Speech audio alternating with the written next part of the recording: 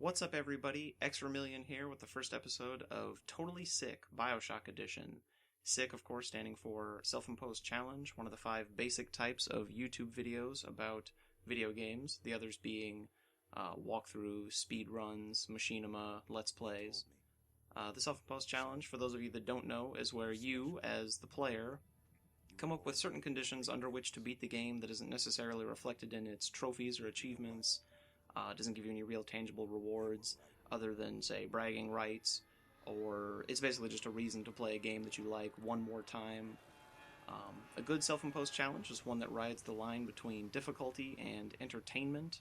I know a lot of these exist for some of the early Final Fantasy games, where people will do things like beat the game as a party full of white mages, or they'll mix and match various conditions like beat the game with only one character, or all starter equipment, or no magic, or something like that.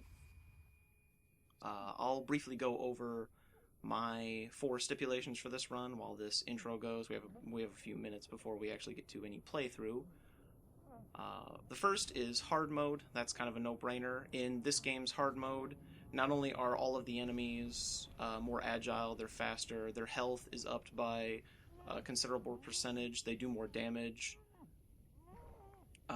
Hard mode also makes it so that you die instantly, or you can die instantly in one hit, as opposed to normal and easy, where if you take a certain amount of damage from a single hit that's over the amount of health you currently have, like say you took a single hit that did 50 damage and you only had 40 health, instead of ending up as dead on normal or easy, you can take that hit and then you'll be down to 1 health, and then, a bunch of audio and visual cues and bells and whistles will go off that tell you, hey dummy, you might want to hit your first aid kit button.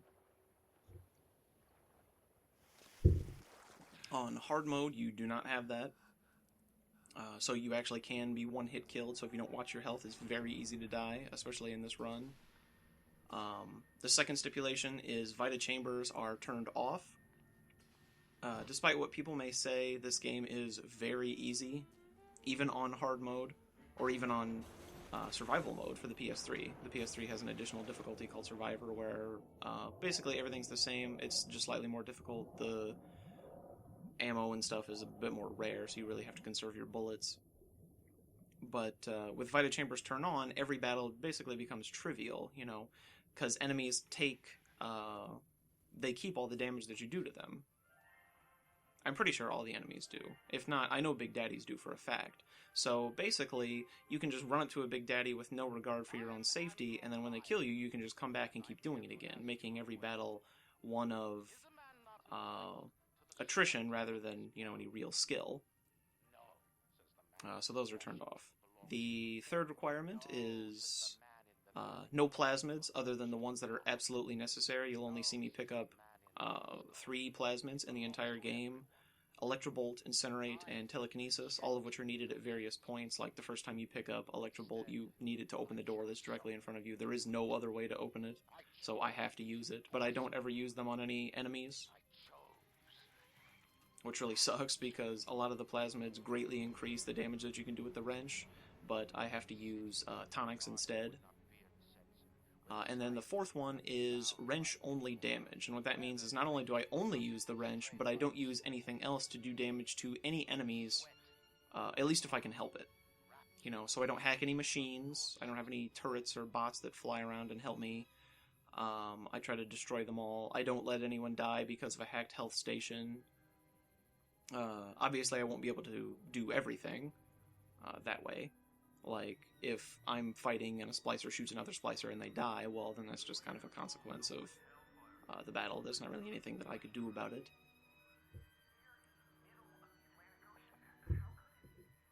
But, alright, we're starting to get into Rapture now. All good things of this earth flow into the city. So this is where the gameplay is about to start. It's where we'll see the first couple of splicers.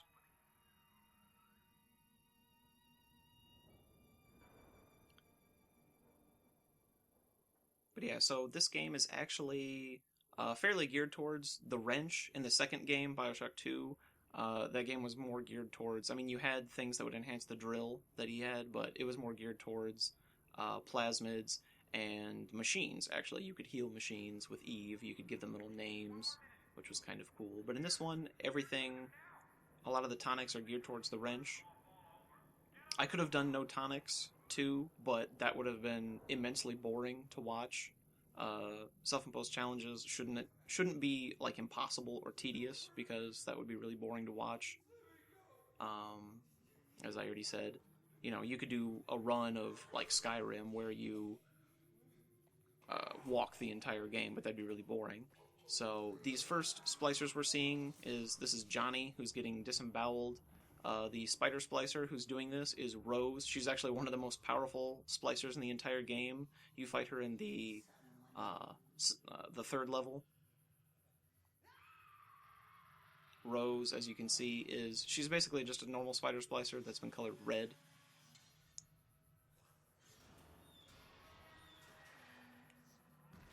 But anyway, I could have done no tonics, but the wrench itself only does 20 points of damage versus 20 points of bludgeoning damage. There are 5 basic types of damage in the game. Bludgeoning, which is all physical attacks like melee attacks and anything done with telekinesis. There's piercing, which is like bullets, and then there's 3 elemental types, fire, ice, and lightning. Here's me picking up the radio, talking to Atlas. He's basically the dude who will guide you through everywhere.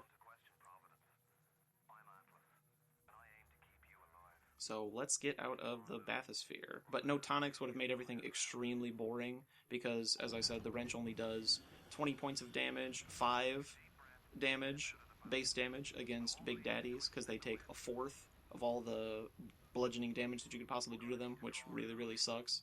Especially in a no-wrench run, or an all-wrench run, sorry. This is Alice. He sends a security bot to take out Rose, and this is where we will pick up the only weapon that we will use for the entire run. The wrench, made by, right here in Rapture, made by LaPlante. De La Plante, I think. I think you can see it there, written on there. Go up the side here. Bypass this thing that he just kicked down to us. I think it's a couch that's on fire.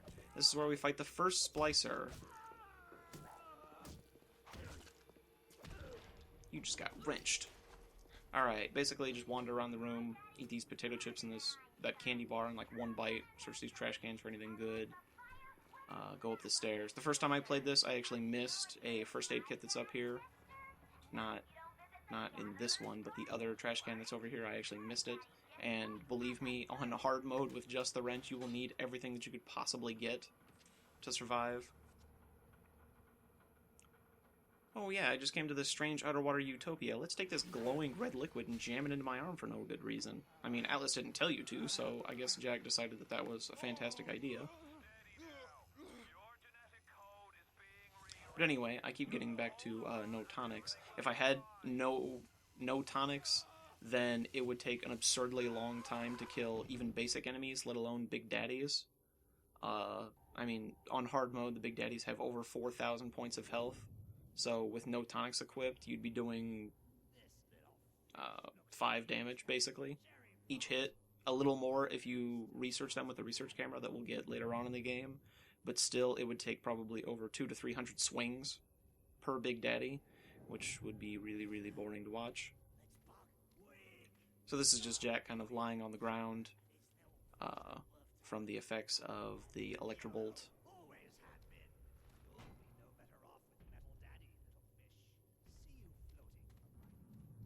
And he passes out and still doesn't really wake up. Big Daddy shows up. They think that he's dead, but he's not.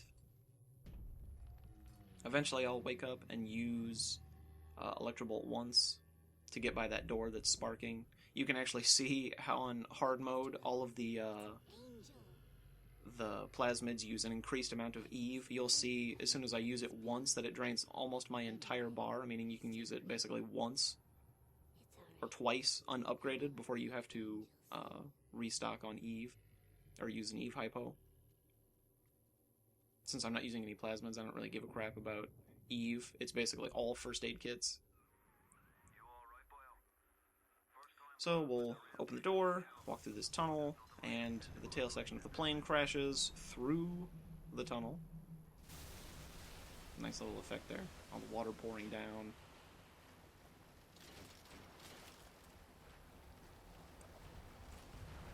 I said before in hard mode that all of the enemies, they have increased health, but the health in this game is kind of weird. It like fluctuates around. Like all the enemies in this level, Welcome to Rapture, have reduced health for what they normally have. Normally splicers have 100 health.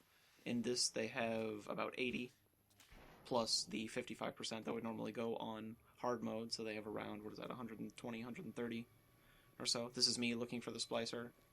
He's supposed to, yeah, there he is. He runs by, dragging his thing, and then he's down here. The proper technique for fighting these guys, I already displayed it once. I think I get hit by this guy once or twice. And as you can see, when he does hit, it really hurts. It takes quite a bit of health off. The proper technique is to basically, until you can get tonics that allow you to run faster or swing the wrench quicker, the basic technique is to run at them, then walk backwards and let go of the stick for just a second, and then continue to walk backwards, or straight to the side so that they do the leap and then just barely miss. Alright, so all these guys are dead. Walk up the stairs, the elevator crashes, it's on fire. Actually, a splicer runs out and he's on fire, but you don't actually have to fight him. As you can see, I just kind of run by and let him sit there and burn. These splicers that I'm fighting right now are thuggish splicers, as designated by the game. They have the average amount of health. They're basically like the easiest enemies you'll fight in the game.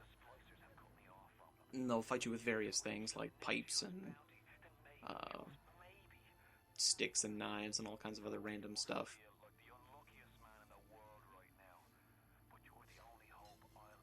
The next splicer we'll see me fight is also a thuggish splicer, but the other type that I'll fight in this level will be the leadhead splicer, which is much more hardy. They have a lot more health. They like to dance around and shoot at you, which piercing attacks in this game do quite a bit of damage. Splicer's like, see you later, fucker. I'm getting the hell out of here. Splicers will do that. They will just run away if they know that they're going to lose. I think she tries to ambush me here. As you can see, there's this whole area that I'm completely bypassing. There are actually 4 splicers in that room that I don't even fight. I played through this level, as simple as it is. I actually played through this level 3 times to get a run that was this good. Because you actually need to survive with quite a few first aid kits. And as you'll see at the very end fight, I take quite a bit of damage. I almost die several times. Right now Alice is just explaining how the little sisters work. We'll see her protector, the Big Daddy, in a second, and he'll completely fuck this guy up that's about to walk in the room.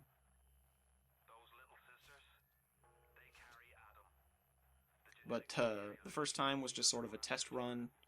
The second time I ended the level with no first aid kits. This run is the 3rd attempt. It's the best one, or at least the best one that I could get, because I have no real advantages. There's only, just me and the wrench and all the techniques involved. Oh, here comes the Big Daddy. He comes down. Oh. Bam. His drill pierces the heavens. Man, that guy got the point.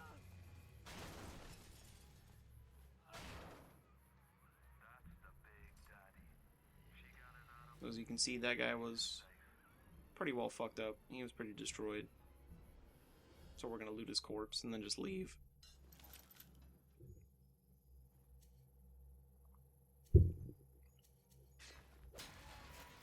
The techniques for fighting leadhead splicers, as you'll see, I actually do this one pretty perfectly. I don't think I get hit once.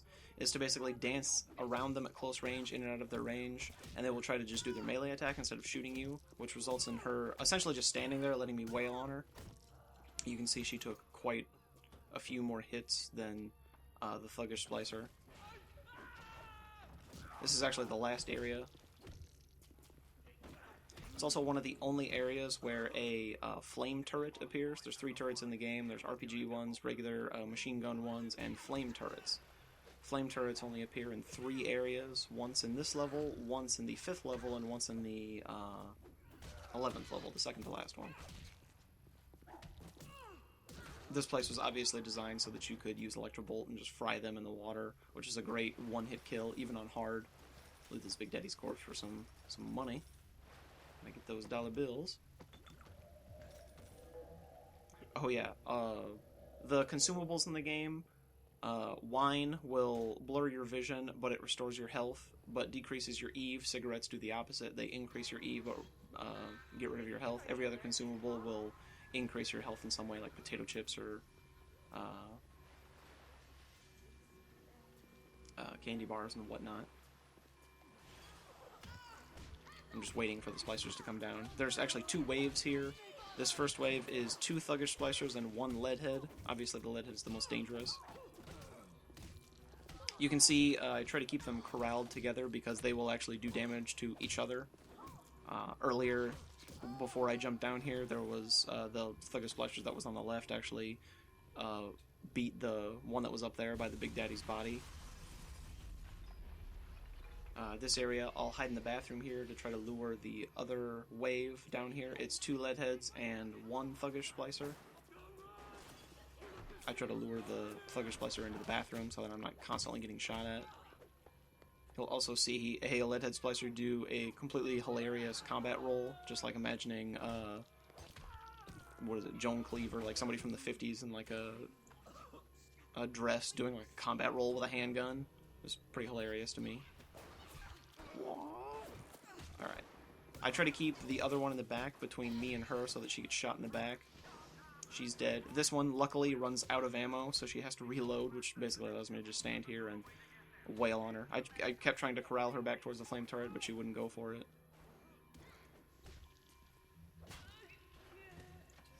Beat her down, loot her corpse, and that's basically it. That's the whole level. You just run past here, hop over this thing, and then you get locked in. Andrew Ryan, the founder of Rapture, he talks to you. Then you basically just turn around and leave and head towards the medical pavilion.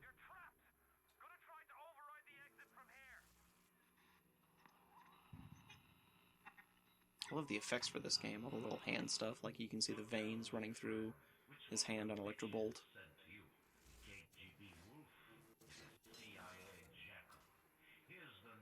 There's me switching weapons for no reason, as I am bored. So you basically, you just turn around while the splicers try to get in. As you'll notice throughout the run, Bioshock is heavily scripted. Meaning that you kind of have to do everything that the game wants you to in the order that it wants you to. There's not really a whole lot that you can do to sequence break.